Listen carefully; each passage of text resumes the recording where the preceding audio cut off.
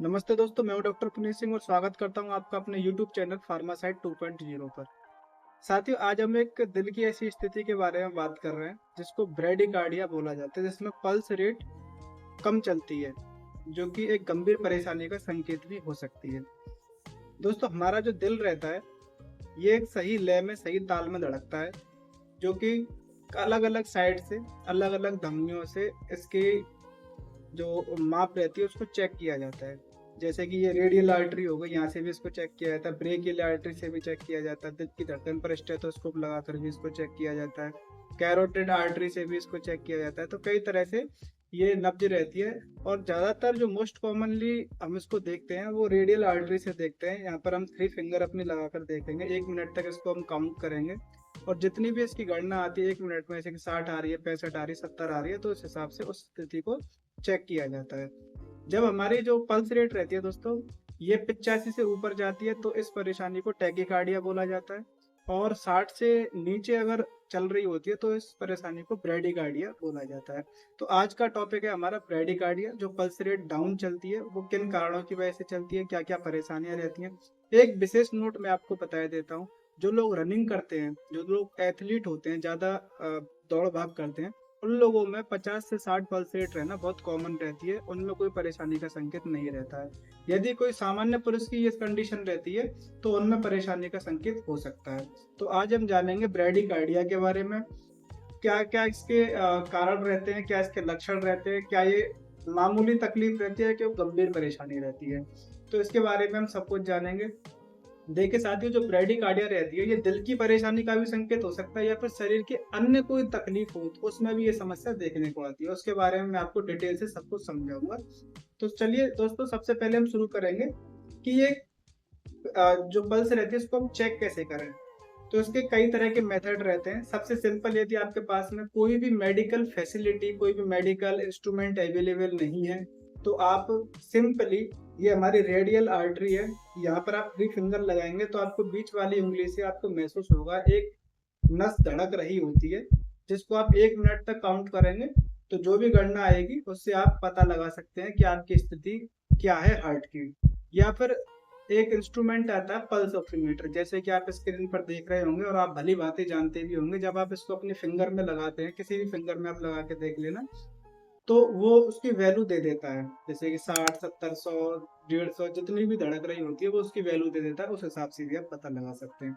अब इसके कारणों की बात करूं तो इसमें सबसे पहला कारण रहता है ये दिल की इलेक्ट्रिक गतिविधि में कोई समस्या आ जाए, या फिर हार्ट का, दिल के जो टिश्यू होते हैं वो डैमेज हो जाए तो ये समस्या हो सकती है।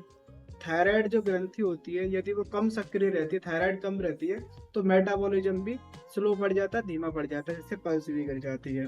या फिर आप हाई ब्लड प्रेशर की या दिल की अन्य तकलीफ की कोई दवाइयाँ खा रहे हैं, जैसे कि बीटा ब्लॉकर्स वगैरह, तो उससे भी पल्स रेट डाउन हो जाती है।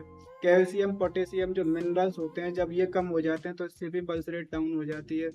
या फिर साथ ही एक स्थिति होती है स्लीप एपनिया, जिसमें नींद के दौरान सांस रुक जाती है, तो उस स्थिति में भी पल्स रेट डाउन हो जाती है। तो इसके अलावा एक और कारण रहता है दोस्तों, उम्र के अनुसार हमारा जो नेचुरल पेस मेकर होता है, जो कि हमारे दिल की धड़कन को कंट्रोल करके रहता है, और प्रकृति की तरफ से बचपन से ही गॉड गिफ्ट हमें मिलता है, मतलब कुदरत ने उसको बनाया होता है हमारे दिल की धड़कन को कंट्रोल करने के लिए, जिसको एस ए नोड कहा जाता है। जब इसमें कोई कोई कमजोरी आ जाती है या फिर किसी तकलीफ की वजह से इसमें कोई समस्या आ जाती है, तब ये समस्या भी देखने को मिल सकती है।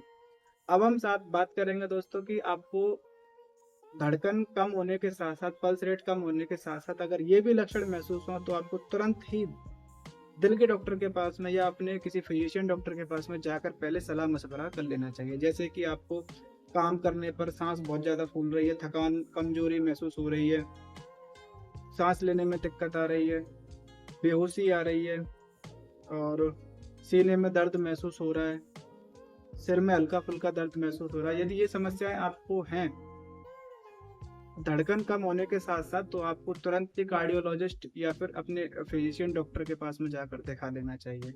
अब इसके बाद में हम बात करेंगे बचाव और सावधानियों के बारे में और इलाज के बारे में। तो देखिए दोस्तों, सबसे पहले आप अपने डॉक्टर के पास में जाएं, या तो कार्डियोलॉजिस्ट हो या फिजिशियन हो, तो आपको जाकर ईसीजी तुरंत करा लेनी चाहिए, जिससे जो इलेक्ट्रिक गतिविधि होती है उनकी तरफ देखा जा सके कहीं उनमें कोई समस्या तो नहीं है, या फिर आपने कोई दवाई आपकी चल रही है या फिर अभी अभी नई नई 10-15 दिन से कोई दवाई आप खा रहे हैं, तो हो सकता है उसकी वजह से ये तकलीफ हो, उसको अपने डॉक्टर को दिखाना चाहिए, ताकि यदि उसके साइड इफेक्ट की वजह से ये समस्या हो रही है तो उसको बंद किया जा सके या फिर उसकी डोज को कम किया जा सके।